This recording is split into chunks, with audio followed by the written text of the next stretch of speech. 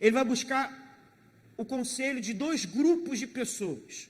O primeiro é dos anciãos, aqueles que viveram com Salomão. Ora, a psicologia, ou sei lá, quem fez uma pesquisa que diz que você é a média das 5 pessoas que você mais convive. Se você só anda com topeira, você vai se tornar uma topeira. Se você anda com pessoas arrogantes, você vai ficar uma pessoa arrogante. Se você anda com pessoas que gostam de conhecimento, você vai passar a ter gosto pelo conhecimento. E ele então pede conselho para homens que andaram simplesmente com o homem mais sábio da terra, Salomão. Não tem como não absorver um pouco de sabedoria e sensatez, porque sensatez é produto da sabedoria, por ter andado com o homem mais sábio da história, que foi Salomão. Esse foi Roboão, que pede conselhos a esse primeiro grupo, e depois se direciona a um outro grupo. Quem é o segundo grupo? O segundo grupo, vamos dizer assim, foi feito para seus amigos. Quando ele pede conselho para os seus amigos, é um grupo diferente do primeiro grupo, que são dos anciãos, que eram amigos de Salomão. Não são amigos de Salomão, o homem mais sábio, mas conviveram com toda a história. Porque sabedoria não tem a ver só com aquilo, com o que você faz com conhecimento. Sabedoria é também experiência. E eles tinham experiência, porque conviveram muitos anos com Salomão, o mais sábio rei de Israel. Agora, ele está em um conflito entre dois tipos de grupo, de dois tipos de conselhos. Ou eu pego conselho com aqueles que são anciãos, que não tem a ver com a minha característica, porque não são playboys como eu sou, porque não curtem a festa que eu curto, porque não passeio pelos caminhos que eu passeio, que não curtem, não seguem os influenciadores que eu sigo. Ou eu vou seguir a orientação dos meus parceiros. São playboys, gostam da mesma coisa que eu gosto, falam a mesma coisa que eu falo, experimentam o mesmo tipo de relacionamento que eu experimento. E ele escolhe o segundo grupo. E por causa disso, olha a diferença do conselho. Os anciões vão falar assim para Roboão: segue o que as pessoas estão pedindo. Segue o que o povo está clamando. Atende o povo e acabou o problema. E os amigos, que é o segundo grupo, vão dizer o quê? Não. Não dá mole não, Roboão. Aumenta a situação, aumenta o tributo. Dá mole não. Ué, que isso? Quem manda é você ou quem manda é o povo? E se nós trazemos para a nossa vida, nós vamos ver que na nossa trajetória sempre vamos ter dois grupos para pedirmos conselho. Os grupos dos anciãos e os grupos dos amigos. Se trazer para o contexto da nossa realidade, você sabe quem são essas pessoas. Conforme eu estava aqui pregando, você já começou a identificar quem são os anciãos e quem são os seus amigos.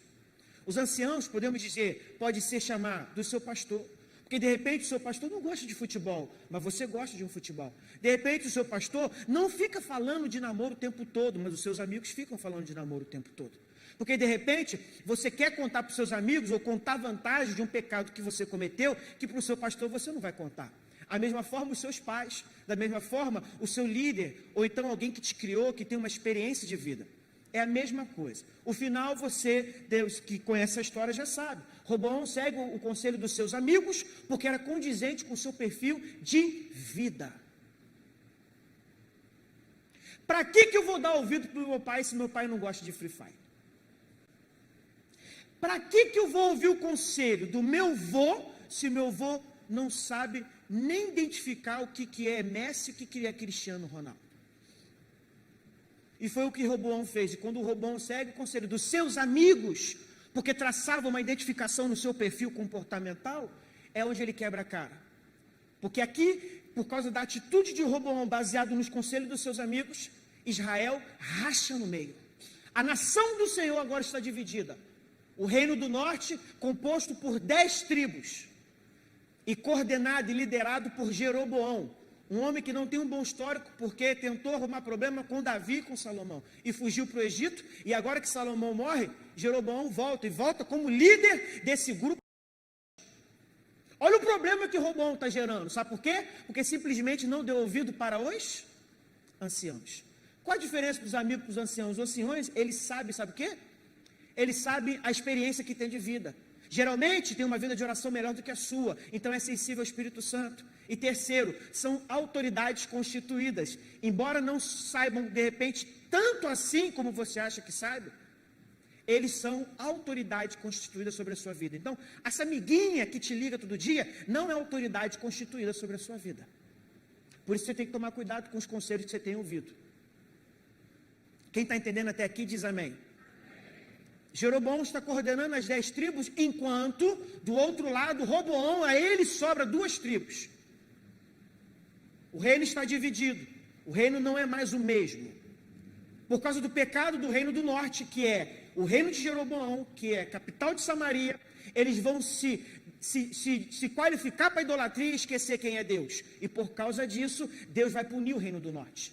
Deus levanta o império da Síria, e a Síria vai tomar o reino do norte. Agora o reino do norte está preso, cativo. E depois, por mais um tempinho, o reino do norte não existe mais. Do contrário, o reino do sul, coordenado por Roboão, que embora tenha errado por seguir os conselhos dos seus amigos, ainda era autoridade constituída, porque a ele foi delegado de Salomão, que foi dado por Davi, que foi dado pelo profeta Samuel. Quando o reino do sul não aprende com os erros do reino do norte, Deus permite a mesma sentença. Levanta o império da Babilônia, que vai se levantar para fazer do reino do sul, que é o reino de Judá, o reino de Roboão, cativeiros. Então, na era de Nabucodonosor, a Babilônia vai levar o reino de Judá, que é o reino do sul, da capital de Jerusalém, para poder ser cativeiro. Ora, agora parece que não sobra mais nada de Israel. Tudo porque o menino Roboão seguiu o conselho dos seus amiguinhos. Tudo porque Roboão não seguiu o conselho dos seus pastores. Tudo porque Roboão não seguiu o conselho dos seus pais. Pela misericórdia de Deus e por causa de uma promessa, Deus ainda sustenta o reino do sul. E depois de alguns anos, Deus fez uma promessa. Ele disse: vou permitir, porque o próprio Deus levantou a Babilônia para prender o reino do sul.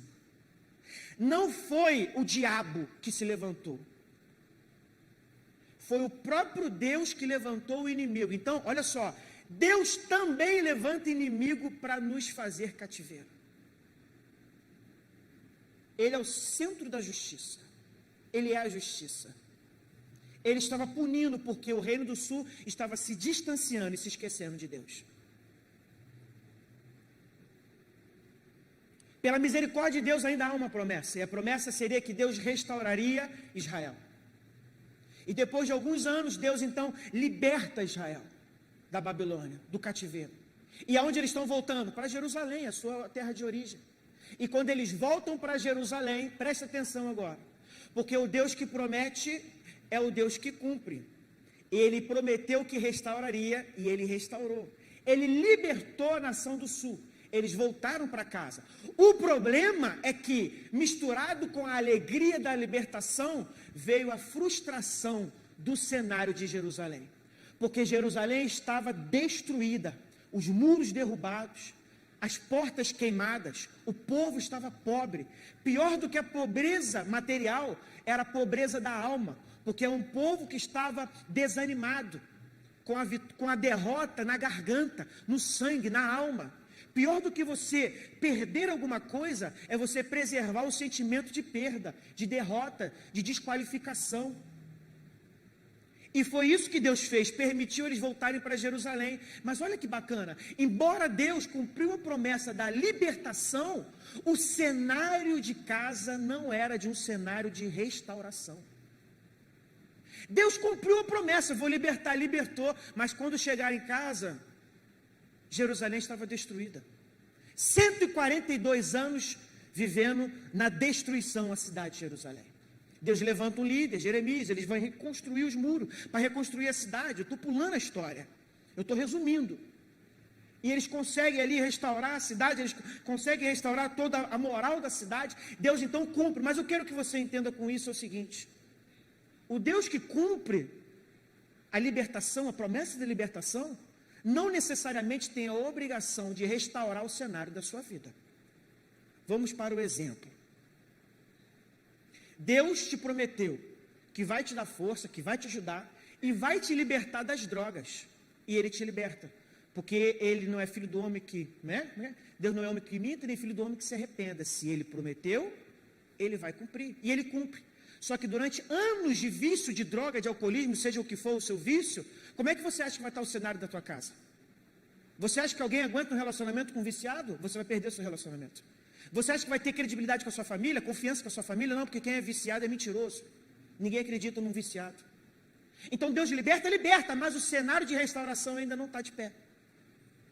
Deus libertou o reino do sul, a nação de Israel. Porém, foi a própria nação que teve que restaurar a própria cidade. Nessa noite eu creio que existem pessoas aqui dentro que Deus já chamou para a libertação. Eu creio que nessa noite tem pessoas que estão até fora do caminho do Senhor, talvez nunca estiveram dentro de uma igreja, estão pela primeira vez, ou estão afastados, ou estão dentro da igreja, mas a alma está totalmente distante do Senhor. Deus quer te libertar desse calculismo espiritual. Deus quer te libertar, sabe de quê? Dessa frieza espiritual. Deus quer te libertar dessa apostasia. Deus quer te libertar desse distanciamento, porque o distanciamento de Deus é um castigo para restaurar a sua vida. Porém, quando Deus restaurar isso, começa essa noite, você pode dizer amém por isso? A restauração vai estar em tuas mãos. Porque quem vai conquistar a confiança dos seus pais de novo é você. Quem vai restaurar? Ah, pastor, tem meninas aqui, ou rapazes que estão namorando uma pessoa que é laço de Satanás. Mas a menina é presa emocionalmente, porque não consegue se libertar, porque acha que não tem autoestima, porque acha que não vai conseguir nada melhor, e está presa. E o Senhor te trouxe nessa noite, sabe para quê? Para te libertar disso. E Ele vai te libertar. Mas e depois que Ele te libertar, o que você vai fazer? Você vai voltar para outro laço? Deus quer te libertar, Ele vai te libertar desse problema financeiro. Porque você, geração para viver na pindaíba financeira, misericórdia. Não tem dinheiro para nada. Não tem dinheiro, não tem. Por quê? Porque a mãe sustenta, fica em casa, dorme até meio-dia, não precisa fazer nada. Não tem nada, mas também não tem conta para pagar, fica nessa vida medíocre. Deus quer te libertar disso, Deus quer fazer você arrumar um trabalho. Para alguns a libertação, sabe o que é? Do desemprego, da preguiça, da comodidade. Deus quer te fazer ser homem. Tem um homem aí? Misericórdia, viu, meninos? Procure outra igreja e traz para Nova Vida o namoro. Tem homem aí? Amém, beleza, tem homem? Ok, show, legal, cheio de homem aí. Mas homem que é homem não é porque bota uma camisa polo assim igual a minha e corta assim bem raspadinho e fala brabo e grosso. Não, homem que é homem tem posicionamento diante de Deus. Por isso que Davi vai falar para Salomão, ser homem. Esse é o conselho de Davi. E ser homem para Davi não é o controverso da homossexualidade, mas é do posicionamento. Deus quer te libertar dessa preguiça de acordar até meio-dia, de não arrumar emprego, de não ser homem, de não construir uma carreira, uma profissão, um estudo, de cair para dentro, de pegar numa enxada se não tem ensino, de não ter vergonha de trabalhar. As irmãs digam amém? Amém. Toma. E para a gente agora já ir para o finalzinho, para a gente poder terminar, o que você precisa entender é que do cenário da libertação, Deus vai cumprir, porque Ele prometeu, Ele vai cumprir. Agora, do cenário da restauração é contigo, porque é você que vai arrumar emprego, é você que vai entregar currículo, é você que vai se qualificar, é você que no próximo relacionamento vai saber escolher, é você. Então a libertação, fala comigo, a libertação é com Deus, e a restauração é comigo. Amém ou não amém? Talvez você diga assim, pastor, mas eu não me sinto qualificado para essa libertação. Muito menos para correr atrás da minha restauração, já que é comigo. Porque eu pequei, porque eu errei, porque eu vacilei, eu fui como o reino do norte, como o reino do sul. Me afastei da presença do Senhor. Quando Deus foi mais Deus na minha vida, eu fui menos servo na vida dele. E agora? E aí tem gente, talvez aqui, jovens aqui nessa noite, que o Senhor está chamando de volta. O Senhor está falando, bora, volta. Volta para aquilo que você era, volta para o relacionamento que você tinha. Ou se não é voltar, vem. Porque você está cansado de viver o que você muito vive lá fora, que tem uma face de sorriso, mas não tem alegria do lado de dentro. Você sabe disso. Você sabe que o pecado não consola. Então Deus está falando, eu posso te consolar. Então vem, volta. Eu quero restaurar, eu quero libertar. Eu quero fazer a tua vida uma vida que você sempre sonhou. Para de ficar invejando a vida dos outros na rede social. Para de ficar invejando a vida das pessoas que criam uma falsa vida, para você se sentir oprimido, para você se sentir diminuído. Deus chama, Deus te conhece desde do ventre da tua mãe, Deus te escolheu, Deus quer fazer de você profeta, Deus quer fazer de você evangelista, pastor, Deus quer usar a tua vida, amém ou não amém? Aí você está falando assim, mas não tem como, porque eu sou pecador, porque eu sou errado, porque eu sou isso, porque eu sou aquilo. Eu vou te dar agora 3 exemplos. Primeiro, Pedro. Pedro andou com Jesus, viu os milagres, experimentou a unção, a paz, o consolo, tudo. E no final, quando Jesus estava sendo crucificado e mais precisava dos seus discípulos, o que Pedro fez? Fugiu, negou. E depois que Jesus é crucificado, para piorar, ele abandona a caminhada que Jesus construiu com ele durante 3 anos e meio. Mais frustrante para Cristo não foi só Pedro ter negado, mas foi depois de ter Jesus partido, ter olhado para Pedro e visto ele voltar a pescar. Aquela música que você canta, como é? Não vou largar a rede, como é que é, irmão? Quem mandou largar? Essa música é de Pedro. Porque Pedro era pescador, Jesus restaurou, fez dele pescador de homens, e quando Jesus volta, ele volta para pescar peixe. Se sentiu totalmente desqualificado. E aí o que Jesus fez? Quando Jesus ressuscita, graças a Deus por isso, você pode dizer amém por isso, ele venceu a morte. Ele volta a ter um encontro com Pedro, olha nos olhos de Pedro, e em outras palavras, Pedro, você errou comigo, você vacilou comigo.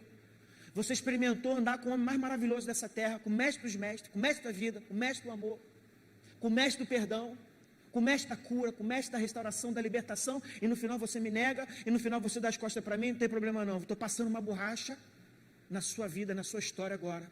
E vou te dar mais uma chance. Apacenta as minhas ovelhas.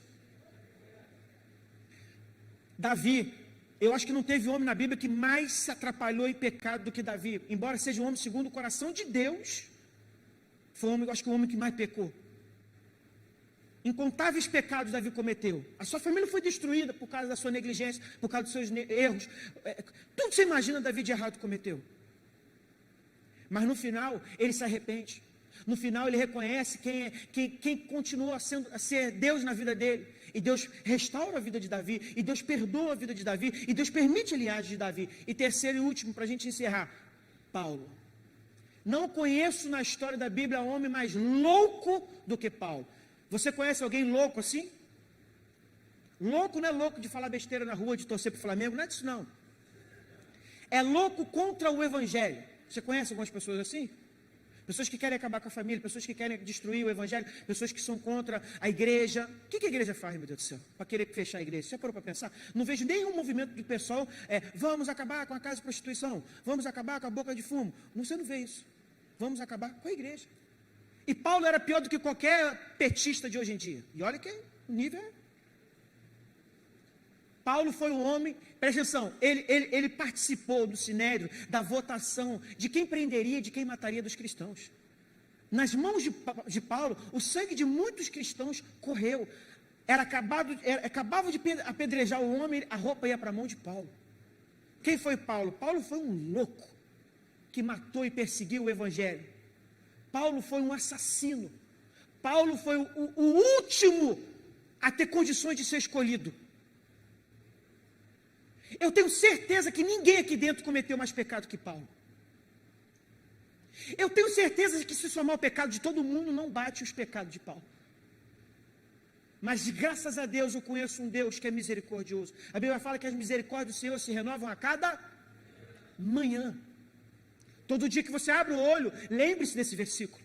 Todo dia que você acordar da sua cama, lembre-se que as misericórdias do Senhor estão novas para você. Não é só a graça que nos alivia, mas é a misericórdia que nos sustenta. E todo dia Deus está disponível a renovar a misericórdia dele. Sabe para quê? Para te dar a chance de voltar a ter um convívio, um relacionamento com Deus. Então, se esses 3 personagens bíblicos e reais puderam ter a chance de voltar, ou de ser alguém que Deus gostaria que eles fossem, por que Deus não pode usar a sua vida? Deus todo dia, se dormisse, acordaria ansioso de ter você nos braços dele. Então, se teve chance para Pedro, fala comigo assim, se teve chance para Pedro, se teve chance para Davi, e se teve chance para Paulo, tem chance para mim também. E eu fecho aqui com a frase do pastor Hernanes, e ele diz: enquanto Paulo caçava os cristãos para matá-lo, Cristo caçava Paulo para salvá-lo. Porque aonde abundou o pecado, superabundou. Deus abençoe em nome de Jesus, pastor Samuel.